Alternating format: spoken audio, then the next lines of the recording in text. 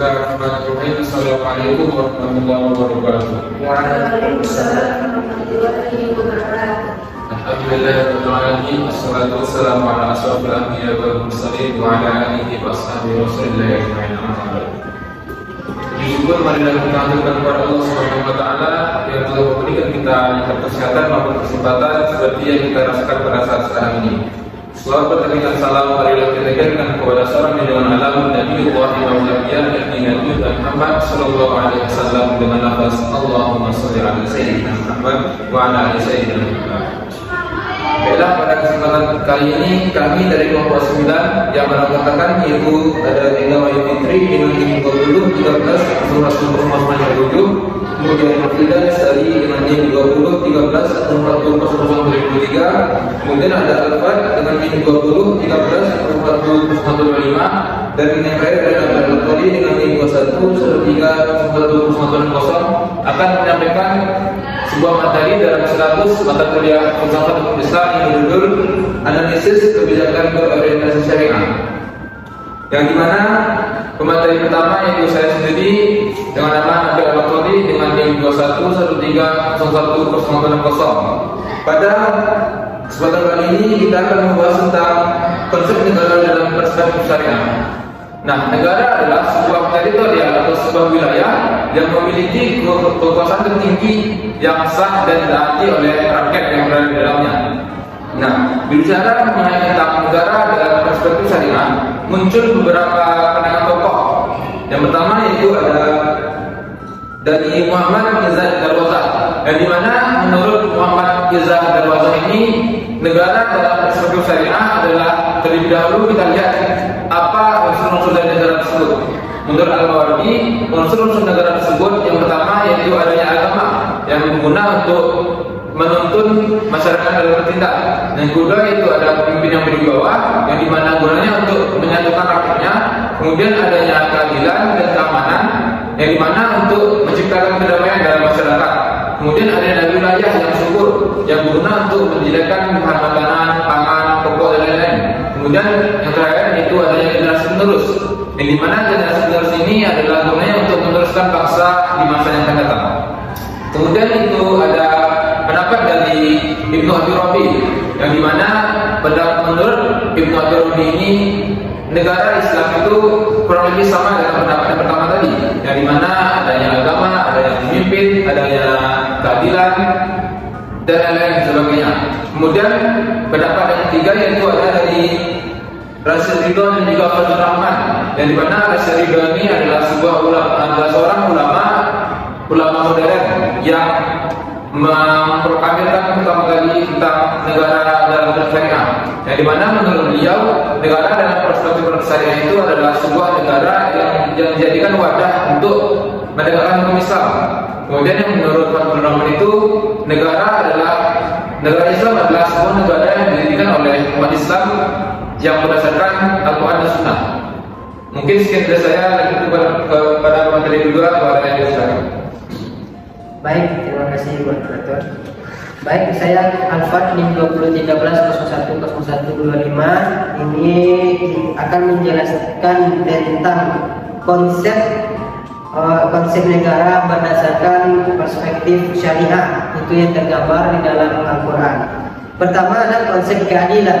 Konsep keadilan ini dalam Al-Quran terdapat dalam surat An-Nisa ayat 135, yang mana ayat ini menjelaskan bahwa kita sebagai orang yang beriman, kita diminta untuk menegakkan keadilan. Itu kunu qawamin bil qist. Jadi kita diminta untuk menegakkan keadilan. Kemudian apabila kita menjadi saksi, maka bersaksilah kita atas nama Allah. Bil qisti syuhada lillah. Maka kita itu diminta apabila kita menjadi saksi, maka bersaksilah atas nama Allah, baik itu untuk diri kita, ibu bapa maupun kerabat. Kemudian ada konsep kekuasaan.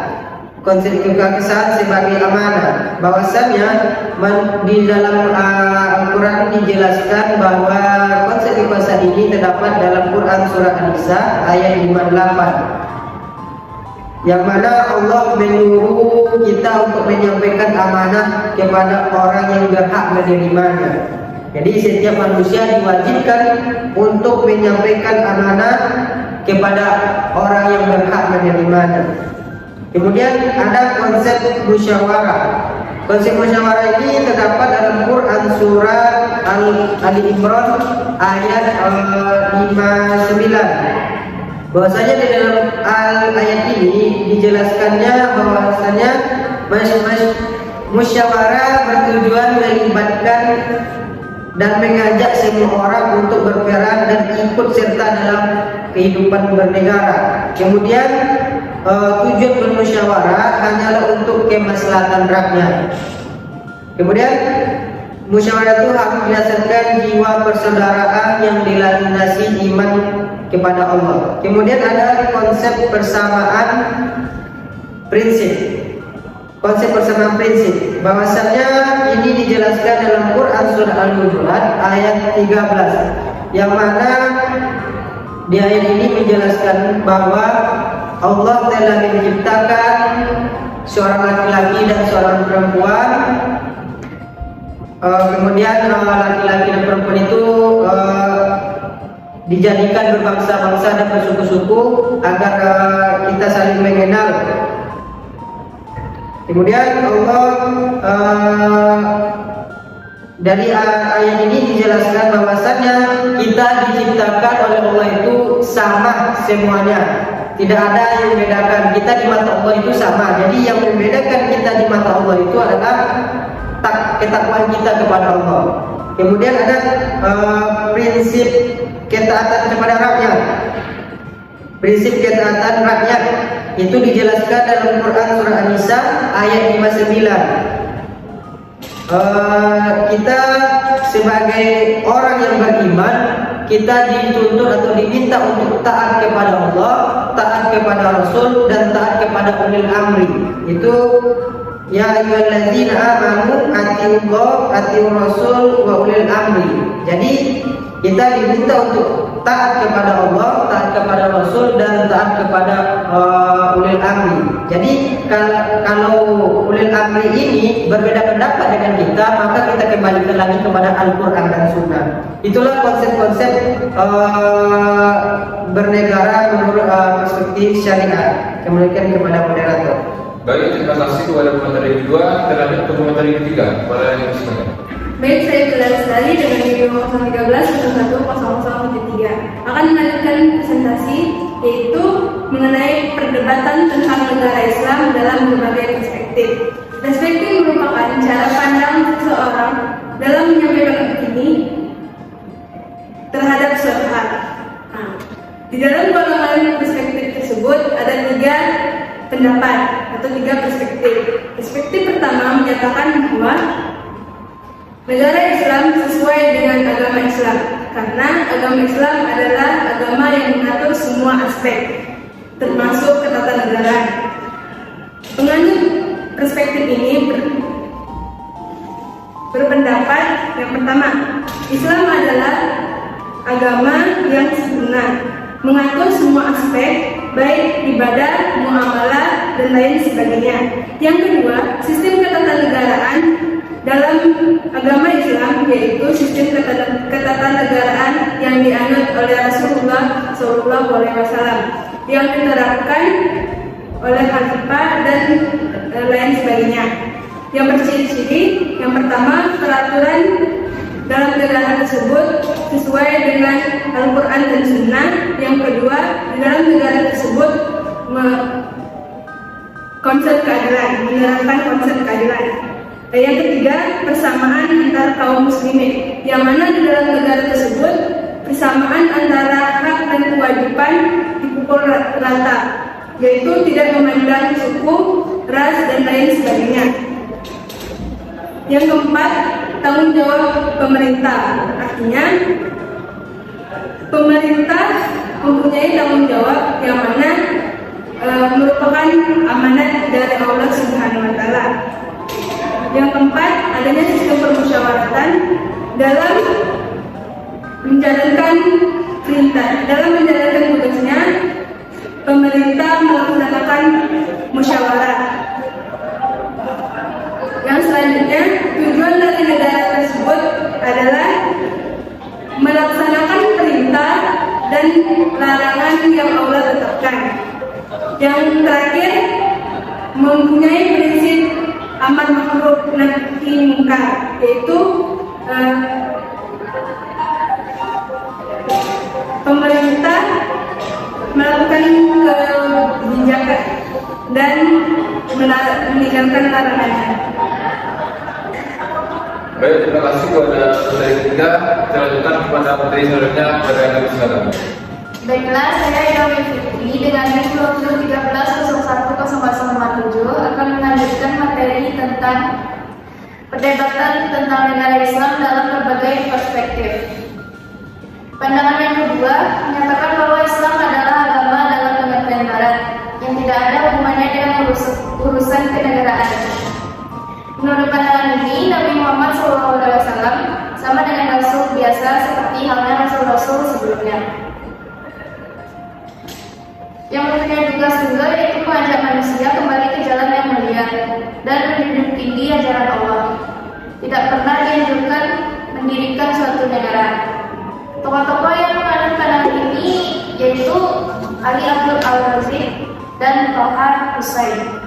Menurut Ali Abdul Al-Razik bahwa mereka berpendapat sistem pemerintahan khilafah tidak perlu karena risalah atau misi kenabian dengan pemerintahan memiliki perbedaan. Risalah kenabian itu bukan pemerintahan serta bukan pula negara.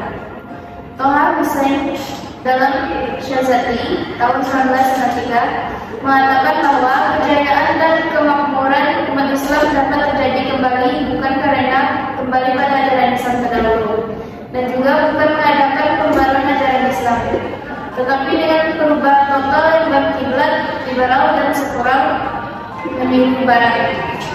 Ia juga menegaskan tentang awal sejarah Islam memisahkan agama dan negara. Pandangan atau aliran yang ketiga yaitu tidak memihak antara pandangan pertama dan pandangan kedua, karena pandangan ini berpendapat bahwa menolak Islam adalah agama yang serba lengkap. Menolak juga bahwa ajaran Islam terdapat sistem kenegaraan, tetapi pandangan ini juga menolak pendapat bahwa Islam adalah agama dalam pengertian Barat yang hanya berisi tentang aturan antara hubungan antara manusia dan Maha Penciptanya. Pandangan ini tegas menyebutkan bahwa dalam Islam tidak mengatur tentang sistem ketatanegaraan, dan tetapi terdapat seperangkat tentang nilai etika bagi kehidupan bernegara. Ulama atau tokohnya yang terkenal antara lain Muhammad Hussein Haikal. Menurut Muhammad Haikal, bahwa kehidupan bernegara bagi umat Islam itu baru dimulai pada waktu Nabi hijrah dan menetap di Madinah. Dan di tempat yang baru pula Nabi Muhammad berdasarkan wahyu meletakkan ketentuan dasar bagi kehidupan keluarga, pembagian waris, usaha dan jual beli. Haikal menyatakan bahwa memang khalifah pada periode pertama Islam itu dibaiat berdasarkan musyawarah, tetapi tidak selalu melalui pemilihan langsung dan oleh karenanya tidak dapat dikatakan kesurupan. Baik, sekian dari saya. Terima. Baik, terima kasih kepada materi terakhir. Dengan penyampaian materi dari materi tadi, maka kami telah pesan dari kami pada kali ini. Kami dari kelompok 9 mengucapkan maaf bila ada salah kata. Akhirul kalam, bila itu. Wassalamualaikum warahmatullahi wabarakatuh.